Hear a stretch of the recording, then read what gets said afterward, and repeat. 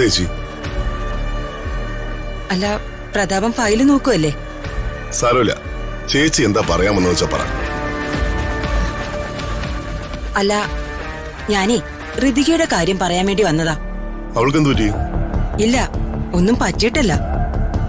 അവളുടെ വിവാഹ കാര്യത്തിൽ ഒരു തീരുമാനം ഉണ്ടാകണമെന്ന് പറയായിരുന്നു.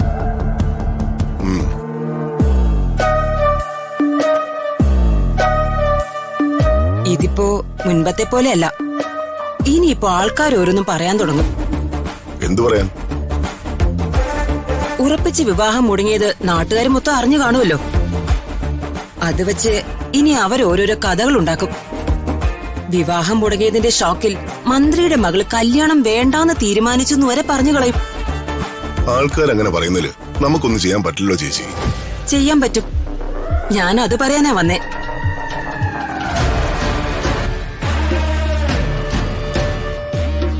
മറ്റൊന്നുമല്ല, എത്രയും വേഗം ഒരു പയ്യനെ കണ്ടുപിടിച്ച് വിവാഹം നടത്തണം. ഞാൻ ആലോചിച്ചപ്പോ ഒരു വഴി തോന്നി. നല്ലൊരു പയ്യനെ ആലോചിച്ച് നാട്ടിലൊക്കെ അലയുന്ന എന്തിനാ? കുടുംബത്തിൽ നിന്ന് തന്നെ ഒരു... ആ, ചേച്ചി പറഞ്ഞത് ശരിയാ. ഒരു പയ്യനുണ്ട്. ഇടയ്ക്ക് ആ എഡ്യൂക്കേഷൻ സെക്രട്ടറി ഒന്ന് സൂചിപ്പിച്ചിട്ടുണ്ട്. നമ്മുടെ ഫിനാൻസ് മിനിസ്റ്റർ ഇല്ലേ, ജയദേവൻ, പുള്ളിയുടെ മകനാ. ഞാൻ പുള്ളിയൊന്ന് വിളിക്കട്ടെ.